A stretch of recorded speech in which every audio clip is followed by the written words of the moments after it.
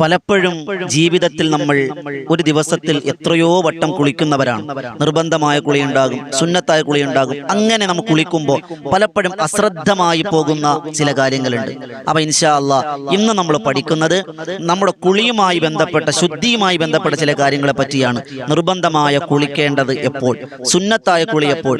പക്ഷെ പലപ്പോഴും ഉമ്മമാരെ, സഹോദരിമാരെ, നിങ്ങൾ അശ്രദ്ധമായി പോകുന്ന ഹറാമായൊരു കുളിയുണ്ട്. കൂടുതലും സ്ത്രീകളാണ് അതിൽ പെട്ടുപോകുന്നത്, സ്ത്രീകളാണ് അത് ചെയ്യുന്നത്. അശ്രദ്ധമായി പോകുന്ന ഈ സമയത്ത് നിങ്ങൾ കുളിച്ചാൽ അത് ഹറാമാണ്. നിങ്ങളുടെ ഒരു ഇബാദത്തും അല്ലാഹു സ്വീകരിക്കൂല എന്ന് മഹാരഥന്മാർ പഠിപ്പിച്ച ആ സമയം ഏതാണ് എന്നൊക്കെയാണ് ഇൻഷാ അല്ലാഹ് ഇന്ന് നമ്മൾ പഠിക്കാൻ പോകുന്നത്.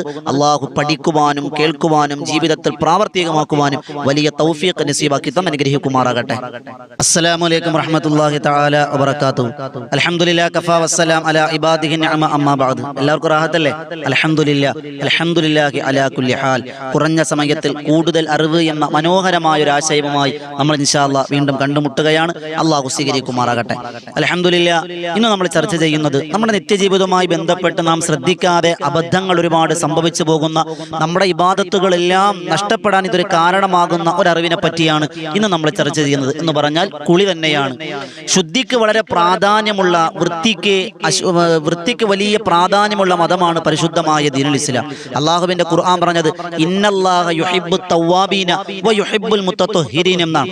അല്ലാഹു ശുദ്ധിയുള്ളവരെ അല്ലാഹു വല്ലാതെ ഇഷ്ടപ്പെടുന്നു എന്ന് അല്ലാഹുവിന്റെ പരിശുദ്ധമായ ഖുർആൻ. നബി തങ്ങൾ പറഞ്ഞത് അത്തുഹൂറു ശത്റുൽ ഈമാൻ, ഈമാനിന്റെ ഭാഗമാണ് വൃത്തി, ശുദ്ധി എന്ന് അല്ലാഹുവിന്റെ പരിശുദ്ധമായ മുത്തുനബി സല്ലല്ലാഹു അലൈഹി വസല്ലമ തങ്ങൾ പറയുകയാണ്. അതുകൊണ്ട് തന്നെ മഹാനായ റഈസുൽ മുഫസ്സിരീൻ ഇബ്നു അബ്ബാസ് റളിയല്ലാഹു തആല അൻഹു ഉദ്ധരിക്കുന്ന ഹദീസുകളിലൂടെ നമുക്ക് വായിച്ചെടുക്കാൻ കഴിയും. മഹാനായ ഇബ്നു അബ്ബാസ് റളിയല്ലാഹു അൻഹു പറയുകയാണ്, വലിയ അശുദ്ധിക്കാരുടെയും നായയുള്ള വീട്ടിലും അല്ലാഹുവിന്റെ റഹ്മത്തിന്റെ, ബറക്കത്തിന്റെ മാലാഖമാര് പ്രവേശിക്കൂല എന്ന് അല്ലാഹുവിന്റെ പ്രവാചക നബിയുനാ മുഹമ്മദ് മുസ്തഫ സ്വല്ലല്ലാഹു അലൈഹി വസല്ലം.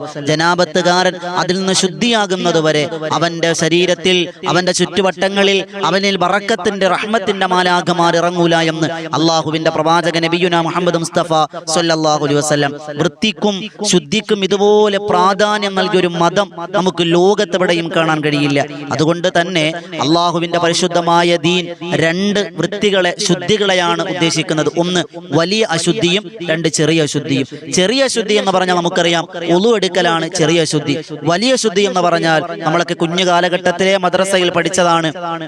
വലിയ ശുദ്ധി ശുദ്ധിയാകാൻ കുളിക്കണം, ചെറിയ ശുദ്ധി ശുദ്ധിയാകാൻ ഉളു ചെയ്യണം, അല്ലേ? ഈ രണ്ട് കാര്യങ്ങളും അങ്ങനെ തന്നെയാണ്.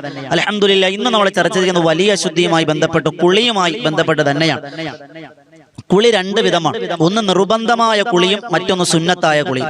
അപ്പൊ ഈ രണ്ട് കുളിയാണെങ്കിൽ പോലും രണ്ടിന്റെയും ഡെഫിനിഷൻ, അതിന്റെ പ്രയോഗം രണ്ടും ഒരേ അർത്ഥത്തിലാണ് കുറിക്കുന്നത്. എന്താണ്? സുന്നത്താകട്ടെ ഫർളാകട്ടെ ഒരൊറ്റ ഡെഫിനിഷനാണ് അതിനുള്ളൂ.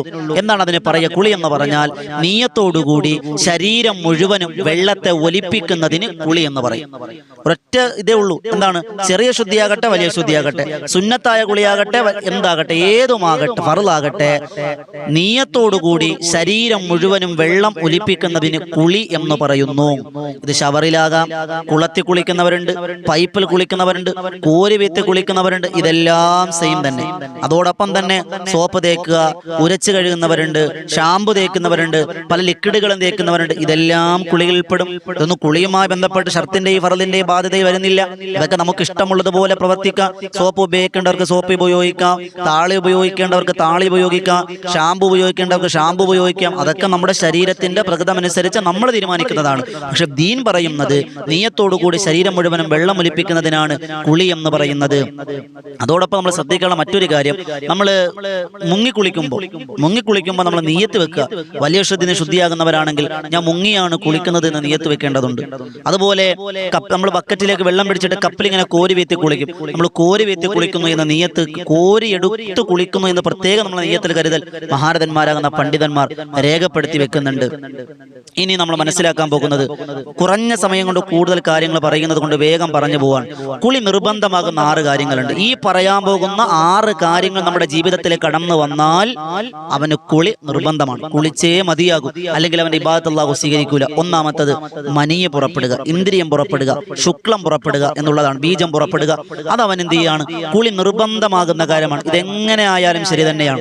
ഉറക്കത്തിൽ സ്വപ്നസ്ഥലനമുണ്ടായി, അവന് കുളി നിർബന്ധമാണ്. അതുപോലെ സ്വയംഭോഗം ചെയ്യൽ അത് നിഷിദ്ധമാണ്. അത് ആണാകട്ടെ പെണ്ണാകട്ടെ, സ്വയംഭോഗം ചെയ്യൽ അത് ഹറാമാണ്. അങ്ങനെ ചെയ്താൽ അവന് കുളി നിർബന്ധമാണ്. അത് പ്രത്യേകം മനസ്സിലാക്കുക. അതുപോലെ ഈ ബീജം പുറപ്പെടുന്നതിന് എന്ത് ചെയ്യുക? ജനാബത്ത് എന്നാണ് പറയുക. ബീജം പുറപ്പെടുന്നതിന് ഉറക്കത്തിലാകട്ടെ മനഃപൂർവ്വമാകട്ടെ പുറപ്പെടുന്നതിന് എന്തെന്ന് പറയും? ജനാബത്ത് എന്ന് പറയും. ജനാബത്തിന്റെ കുളി കുളിക്കുക എന്ന് പറയും. അപ്പൊ ഭാര്യയുമായി ശാരീരിക ബന്ധത്തിൽ ഏർപ്പെടുക, ഉറക്കത്തിൽ പുറപ്പെടുക, അതുപോലെ സ്വയംഭോഗം ചെയ്യുക, ഇതെല്ലാം ജനാബത്തുകാരനാണ്. അത് കുളിക്കൽ നിർബന്ധമാണ്. അതുപോലെ തന്നെ നമ്മൾ കുളിക്കുമ്പോൾ ഒരു രോമം പോലും നനയാതിരിക്കരുത്. മഹാനായ അലി ഇബ്നു അബീ ത്വാലിബ് റളിയല്ലാഹു അൻഹു നല്ല മുടിയുള്ളയാളായിരുന്നു. പക്ഷേ പിന്നീട് നബി തങ്ങൾ ഈ ഹദീസൊക്കെ പറഞ്ഞു കേട്ടപ്പോൾ നബി തങ്ങളുടെ ഹദീസിന്റെ വ്യാഖ്യാനം മനസ്സിലാക്കിയ അലിയാർ തങ്ങൾ തലയുടെ മുടി മുഴുവനും വടിച്ചു കളഞ്ഞ് എപ്പോഴും മുടിയില്ലാത്തയാളായിരുന്നു. കാരണം ഒരൊറ്റ മുടിയെങ്ങാനും നനയാതിരുന്നാൽ അത് കാരണം റബ്ബിന്റെ കോടതിയിൽ ഞാൻ ശിക്ഷിക്കപ്പെടുമോ എന്ന ഭയപ്പാട്. അപ്പൊ ഒന്നാമത്തെ വിഷയം മനി പുറപ്പെടുക, രണ്ടാമത് ശാരീരിക ബന്ധത്തിൽ ഏർപ്പെടുക. ഇവിടെ പ്രത്യേകം നമ്മൾ ശ്രദ്ധിക്കാനുള്ള കാര്യം, ഭാര്യ ഭർത്താക്കന്മാർ ശാരീരിക ബന്ധത്തിൽ ഏർപ്പെട്ടു, പക്ഷേ അവർക്ക് സ്ഖലനമുണ്ടായില്ല. ഭർത്താവിനാകട്ടെ ഭാര്യയാകട്ടെ എന്തായില്ല? ബീജം പുറപ്പെട്ടില്ല എന്ന് കരുതി കുളിക്കണ്ട എന്ന് നമ്മൾ തെറ്റിദ്ധരിക്കരുത്. അത് അബദ്ധമാണ്. കുളി നിർബന്ധമാണ്. ഭർത്താവിന്റെ ലിംഗത്തിന്റെ അഗ്രം ഭാര്യയുടെ ഉള്ളിലേക്ക് പ്രവേശിച്ചാൽ അവന് കുളി നിർബന്ധം. രണ്ടുപേർക്കും കുളി നിർബന്ധമായി. ശാരീരിക ബന്ധത്തിൽ ഏർപ്പെട്ടാൽ കുളി നിർബന്ധമാണ് എന്ന് നമ്മൾ മനസ്സിലാക്കണം. അത് നമ്മൾ തെറ്റിദ്ധരിക്കരുത്. അത് പ്രത്യേകം ഗൗനിക്കേണ്ട കാര്യം. മൂന്നാമത്തെ വിഷയം ആർത്തവരക്തം, ഹൈള് പുറപ്പെടുക എന്നുള്ളതാണ്. നമുക്കറിയാം, ചന്ദ്രവർഷക്കണക്കനുസരിച്ച് 9 വയസ്സാകാൻ 16 ദിവസം താഴെയുള്ളപ്പോൾ അത് പുറപ്പെടാൻ സാധ്യതയുണ്ട്.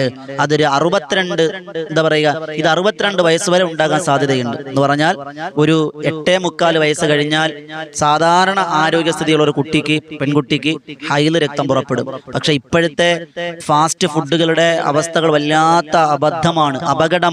ഒരു 6 വയസ്സാകുമ്പോൾ 7 വയസ്സാകുമ്പോൾ പോലും പ്രായമാകുന്ന ഹൈള് പുറപ്പെടുന്ന കുട്ടികൾ നമുക്ക് കാണാൻ കഴിയും. ശരീരത്തിന്റെ പ്രകൃതമനുസരിച്ചാണ്.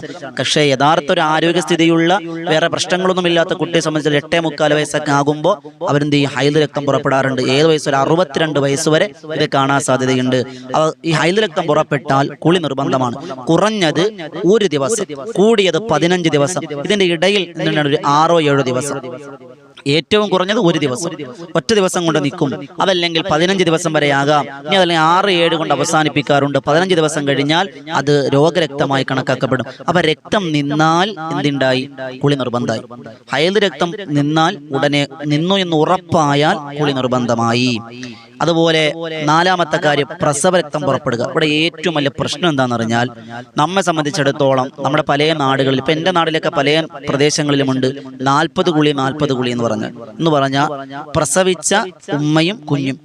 ആ പ്രസവിച്ച ആ സഹോദരിയെ സംബന്ധിച്ചിടത്തോളം പ്രസവിച്ച ആ സഹോദരിയുടെ രക്തം നിന്നു, എന്നാലും അവർ കുളിക്കില്ല. 40 ദിവസം ആകട്ടെ, 50 ദിവസം ആകട്ടെ, 60 ദിവസം ആകട്ടെ എന്ന് കരുതി ഒരാഴ്ച കഴിഞ്ഞും 2 ആഴ്ച കഴിഞ്ഞും കുളിക്കാതെ അങ്ങനെ 40 ദിവസം വരെ പിടിച്ചു നിൽക്കുന്നൊരു രംഗമുണ്ടായാൽ അള്ളാന്റെ അടുക്കൽ വലിയ അദാബാണ്. സമാധാനം പറയേണ്ടി വരുമെന്ന് മറന്നു പോകാൻ പാടില്ല. മനസ്സിലായില്ലേ? രക്തം എപ്പോ നിൽക്കുന്നോ അപ്പൊ കുളിക്കുക. അതൊരൊറ്റ നിമിഷമായാലും മതി. പ്രസവിച്ച് അപ്പോഴേ രക്തം നിന്നു, അപ്പോഴേ കുളിച്ചേക്കുക. ആ കുളിക്കാൻ സാഹചര്യം അപ്പോഴേ കുളിച്ചേക്കുക. ഇനി അതുപോലെ 5ാമത്തെ കുളി നിർബന്ധമാകുന്ന കാര്യം പ്രസവിക്കുക. രക്തമൊന്നും പുറപ്പെട്ടില്ല, പ്രസവിച്ചു. അത് ചാപിള്ളയാകട്ടെ, അത് മാംസകഷ്ണമാകട്ടെ, ജീവനുള്ള കുട്ടിയാകട്ടെ, കുളി നിർബന്ധമായി. അതുപോലെ 6ാമത്തത് ഷഹീദല്ലാത്ത മരണമാണ്. ഷഹീദല്ലാത്ത മരണം ആരെങ്കിലും സംഭവിച്ചാൽ എന്ത് ചെയ്യുക? കുളി നിർബന്ധമായി. അപ്പൊ ഈ 6 കാര്യങ്ങൾ ജീവിതത്തിൽ സംഭവിച്ചാൽ കുളി നിർബന്ധമാണ്. അവിടെ നമ്മൾ നിയ്യത്ത് വെക്കേണ്ടത്. അപ്പോൾ നമ്മൾ ഈ 6 കാര്യങ്ങളും വെക്കുമ്പോൾ നമ്മൾ നിയ്യത്ത് വെക്കണം. ഇവിടെ നിയ്യത്ത് വെക്കുന്ന വലിയ ശുദ്ധിയാകുന്നു നിയ്യത്ത് വെക്കാം. അതുപോലെ ജനാബത്തിനെ ഉയർത്തുന്നു എന്ന് ശുദ്ധി വെക്കാം. അല്ലെങ്കിൽ കുളിയുടെ ഫർദിനെ വീടുന്നു എന്ന് നിയ്യത്ത് വെക്കാം. എന്താണോ നിയ്യത്താണ് പ്രധാനം. ഇന്നമൽ അഅ്മാലു ബിന്നിയ്യത്ത്, നിയ്യത്താണ് പ്രധാനമെന്ന് മനസ്സിലാക്കാം. അതുപോലെ നമ്മളിപ്പോൾ ഫർദായ കുളി പറഞ്ഞു, ഇനി സുന്നത്തായ കുളിയാണ്. ഈ 6 കാര്യങ്ങൾ ഉണ്ടായാൽ കുളിക്കൽ നിർബന്ധമാണ്. ഇനി പറയാൻ പോകുന്ന കുറച്ച് കാര്യങ്ങളുണ്ട്. ഇത് കുളി സുന്നത്താണ്, കുളിച്ചാൽ നല്ലത്. ഏതൊക്കെയാണ്? 1, ജുമായ്ക്ക് വേണ്ടി. അത് ആണാകട്ടെ പെണ്ണാകട്ടെ. ഉസ്താദെ, ജുമാ പെണ്ണുങ്ങൾക്കില്ലല്ലോ, കുളിക്കാം. വെള്ളിയാഴ്ചയുടെ ദിവസത്തിന്റെ പവിത്രതയെ മാനിച്ചുകൊണ്ട് ഉമ്മമാരെ നിങ്ങൾ കുളിക്കുമ്പോൾ ജുമായുടെ സുന്നത്ത് കുളി ഞാൻ കുളിക്കുന്നു എന്ന് നിയ്യത്ത് വെക്കാം. പാപ്പമാരെ കടയിലും ജോലിയൊക്കെ കഴിഞ്ഞ് ഓടി വന്ന് ഷവറിന്റെ അടിയിൽ നിന്നൊന്ന് നനച്ചിട്ട് പോകുന്നതല്ല, നിയ്യത്ത് വെച്ച് തന്നെ കുളിക്കുക. ജുമായുടെ സുന്നത്ത് കുളിയെ ഞാൻ കുളിക്കുന്നു എന്ന് നിയ്യത്ത് വെച്ച് കുളിക്കുക.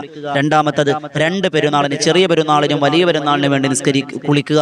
അത് സുന്നത്തായ കുളിയാണ്. അതുപോലെ ഗ്രഹണ നമസ്കാരത്തിന് വേണ്ടി, സൂര്യഗ്രഹണമാകട്ടെ ചന്ദ്രഗ്രഹണമാകട്ടെ, അതിനുവേണ്ടി കുളിക്കൽ സുന്നത്താണ്. മഴയെ തേടി നമസ്കാരം, മഴയില്ല, മഴയെ തേടി നമസ്കരിക്കാൻ പോകുമ്പോൾ അതിനുവേണ്ടി കുളിക്കൽ സുന്നത്താണ്. ഹജ്ജുമായി ബന്ധപ്പെട്ട കുളിക്കൽ സുന്നത്താണ്. മയ്യത്തിനെ കുളിപ്പിച്ചയാൾക്ക് കുളിക്കൽ സുന്നത്താണ്. ചില സ്ഥലങ്ങളുണ്ട് ഉസ്താദെ മയ്യത്ത് കുളിപ്പിച്ച കുളി നിർബന്ധമാണ്. അങ്ങനെയില്ല, കുളിക്കൽ സുന്നത്തേ ഉള്ളൂ. ആ വസ്ത്രം ഒന്ന് മാറ്റുന്നത് നജസൊക്കെ വീണിട്ടുണ്ടാകും, വസ്ത്രം മാറ്റാം, അല്ലാതെ കുളിക്കൽ നിർബന്ധമില്ല, സുന്നത്താണ്. അതുപോലെ ഏഴാമത്തത് ഇഅ്തികാഫിന് വേണ്ടി കുളിക്കാം. അതുപോലെ എട്ടാമത്തെ റമളാൻ മാസത്തിന്റെ രാത്രിയിൽ കുളിക്കൽ പ്രത്യേകം സുന്നത്താണ്. തറാവീസ്കാരത്തിന് മുമ്പോ തറാവിക്ക് ശേഷമോ രാത്രി കുളിക്കൽ പ്രത്യേകം സുന്നത്താണ്. അതുപോലെ ഹിജാമ വെച്ച് കഴിഞ്ഞ് കൊമ്പ് വെക്കാന്ന് പറയുന്നത് ഹിജാമയൊക്കെ നമ്മൾ വെക്കൂലേ, ആ ഹിജാമയ്ക്ക് ശേഷം കുളിക്കൽ സുന്നത്താണ്. ശരീരം വിയർക്കുമ്പോൾ ദുർഗന്ധം വരുന്ന വിയർപ്പ് നാറ്റം, അപ്പൊ നമ്മൾ എന്ത് ചെയ്യുക, കുളിക്കൽ സുന്നത്താണ്. അതുപോലെ ഇസ്ലാമിലേക്ക് ഒരു അവിശ്വാസിയായിരുന്നു, ഇസ്ലാമിലേക്ക് കടന്നു വന്നാൽ കുളിക്കൽ സുന്നത്താണ്. അപ്പൊ ഈ കാര്യങ്ങൾക്കെല്ലാം കുളിക്കൽ സുന്നത്താണ്. ഇനി കുളിയുടെ സുന്നത്തുകൾ എന്താണ്? കുളിയുടെ സുന്നത്തുകൾ എന്താണ്? ഒന്ന് ബിസ്മി ചൊല്ലുക, ബിസ്മി ചൊല്ലി കുളിക്കുക. രണ്ടാമത്തത് വുളു ചെയ്യുക. മൂന്നാമത്തെ നമ്മുടെ ചുളിവുകൾ, കണ്ണിന്റെ പോളകൾ, മുട്ടിന്റെ മടക്കുകൾ, ചുളിവുകൾ സൂക്ഷിച്ച് കഴിയുക. അതുപോലെ വലതിനെ മുന്തിക്കുക, അഴുക്കുകൾ നീക്കം ചെയ്യുക, ഔറത്ത് മറക്കുക. പലപ്പോഴും ബാത്റൂമിലല്ലേ, നമ്മൾ ആരും ഉണ്ടാവില്ലോ എന്ന് കരുതി നമ്മൾ തുണിയില്ലാതെ കുളിക്കുന്നുണ്ട്, നഗ്നനായി നമ്മൾ കുളിക്കാറുണ്ട്. അത് പാടില്ല, പ്രത്യേകം നമ്മൾ ശ്രദ്ധിക്കുക. അതോടൊപ്പം കുളിയിൽ ശ്രദ്ധിക്കാനുള്ള ചില കറാഹത്തുകളുണ്ട്, ഇത് ചെയ്യാൻ പാടില്ല. ഒന്ന്, വെള്ളം അമിതമാക്കരുത്.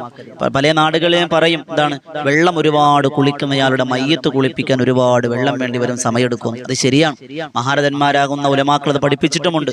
അതുകൊണ്ട് കുളിക്കുമ്പോൾ അമിത വെള്ളം ഉപയോഗിക്കാൻ പാടില്ല.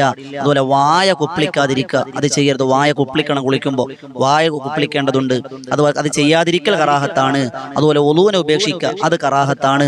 നഗ്നമായി കുളിക്കുക, അത് ഹറാമാണെന്ന് പറഞ്ഞവരുമുണ്ട്, കറാഹത്താണെന്ന് പറഞ്ഞ പണ്ഡിതന്മാരുമുണ്ട്.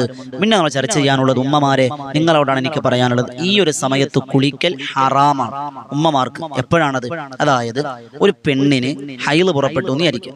ആ പെണ്ണ് പുറപ്പെടുന്ന സാധാരണ 6 or 7 ദിവസമാണ്. സാധാരണ എല്ലാ മാസവും ശ്രദ്ധയോടെ കേൾക്കേണ്ട നിയമമാണ്. അതായത് ഒരു സഹോദരിക്ക് 7 ദിവസം കൊണ്ട് എല്ലാ മാസങ്ങളിലും എന്ത് ചെയ്യുക, ഹൈള് നിൽക്കാറുണ്ട്. സ്വാഭാവികമായി 8ാമത്തെ ദിവസത്തിലാണ് ആ സഹോദരി കുളിക്കുന്നത്. 7 ദിവസം പൂർത്തിയായി, ഓക്കെ, എല്ലാം കഴിഞ്ഞ് ഉറപ്പായി 8ാമത്തെ ദിവസം കുളിക്കലാണ് പതിവ്.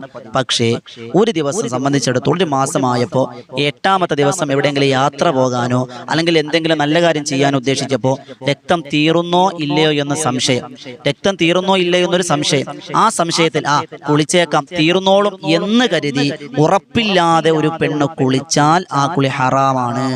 ശ്രദ്ധയോടെ കേൾക്കണം, ആ കുളി ഹറാമാണ്. സത്യത്തിൽ കുളിച്ചു കഴിഞ്ഞപ്പോൾ രക്തം വന്നില്ല, അതെല്ലാം ഓക്കെയാണ്. പക്ഷെ നീയത്ത് അവിടെ മാറിപ്പോയി. ഇനി വരില്ലായിരിക്കും എന്ന സംശയത്തോടെ കുളിക്കരുത്. ആ ഹൈല് തീർന്നു എന്ന ഉറപ്പോടെ കുളിക്കലാണ് നല്ലത്. അങ്ങനെ സംശയത്തോടെ കുളിക്കൽ ഹറാമാണ് എന്ന് മഹാരഥന്മാർ. അല്ലാഹു റബ്ബ് സുബ്ഹാനഹു വ തആല നല്ലത് പഠിക്കുവാനും നല്ലത് പകർത്തുവാനും തൗഫീഖ് തന്ന് അനുഗ്രഹിക്കുമാറാകട്ടെ. ഇൻഷാ അല്ലാഹ് ഇതുമായി ബന്ധപ്പെട്ട നല്ല നല്ല കാര്യങ്ങൾ നമുക്ക് വീണ്ടും ചർച്ച ചെയ്യേണ്ടതുണ്ട്. അല്ലാഹു സ്വീകരിക്കുമാറാകട്ടെ. എല്ലാവരും ഈ ചാനൽ സബ്സ്ക്രൈബ് ചെയ്യുക. കുറഞ്ഞ സമയത്തിൽ കൂടുതൽ അറിവ് എന്ന മനോഹരമായ ആശയവുമായി ഇൻഷാ അല്ലാഹ് വീണ്ടും നമുക്ക് കണ്ടുമുട്ടാം. രാവിലെ ഇതുപോലെ ഉപകാരപ്രദമായ ഒരു വീഡിയോ, വൈകുന്നേരം സ്വലാത്ത് മജ്ലിസിന്റെ ഒരു വീഡിയോ ഇൻഷാ അല്ലാഹ് നിങ്ങളിലേക്ക് എത്തിക്കുന്നുണ്ട്. നിങ്ങൾ എല്ലാവരും ചാനൽ സബ്സ്ക്രൈബ് ചെയ്യുക, മറ്റുള്ളവർക്ക് എത്തിച്ചു കൊടുക്കുക. അതോടൊപ്പം ഇതിന് നേതൃത്വം കൊടുക്കുന്ന ബദറിൻ തീരം എന്നൊരു ആത്മീയ മജ്ലിസ്, ആ ആത്മീയ മജ്ലിസ് നിങ്ങൾ എല്ലാവരും സബ്സ്ക്രൈബ് ചെയ്യുക. മഹാന്മാരുടെ ചരിത്രം പാടി പറഞ്ഞ് തിബ്ബുസ്സലാത്തും അസ്മാഉൽ ഹുസ്നയും അസ്മാഉൽ ബദറൊക്കെ ചൊല്ലുന്ന ഒരു മജ്ലിസാണ്. ഇൻഷാ അല്ലാഹ് നിങ്ങൾ എല്ലാവരും അതിൽ ഭാഗവാക്കാവുക. അതിന്റെ ലിങ്ക് താഴെ കൊടുത്തിട്ടുണ്ട്. അല്ലാഹു സ്വീകരിക്കുമാറാകട്ടെ. ദുആ വസിയത്തോടെ അസ്സലാമു അലൈക്കും വറഹ്മത്തുള്ളാഹി തആല വബറകാതുഹു.